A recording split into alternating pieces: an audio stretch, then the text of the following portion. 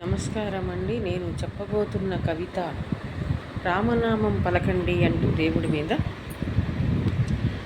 రామనామం పలకండి, శ్రీరామనామాన్ని పలకండి.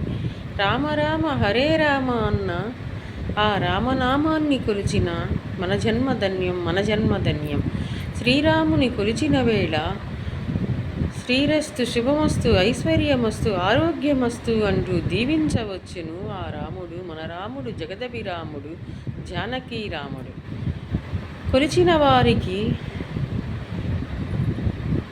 కోదండరాముడై, కళ్యాణరాముడై, నిత్య కళ్యాణరాముడై, సీతారాముల కళ్యాణం చేసి దంపతులు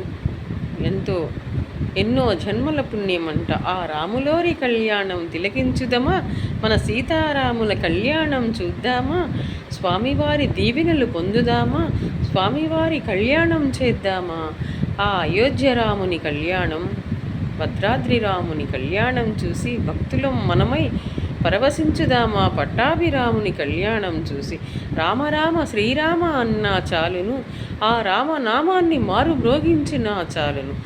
శ్రీరామనామాన్ని మ్రోగించిన హనుమంతుడు భక్తితో తన హృదయంలో భగవంతుణ్ణి కొలిచెను. భద్రాద్రి రాముడికై కంచర్ల గోపన్న ఆలయం నిర్మించను భక్తితో. భక్తిభావం కలిగి ఉండాలి, చెడు మాట్లాడకూడదు, చెడు వినకూడదు. ఆ రామనామం పలకాలి, శ్రీరామని దీవెనలు పొందాలి, నిండు నూరేళ్ళు చల్లగా ఉండాలి, నింగికి నేలకు ఆదర్శమై వెలుగొందాలి. ఆ పట్టాభిరాముని దీవెనలతో ప్రజలందరూ చల్లగా ఉండాలంటూ ఈ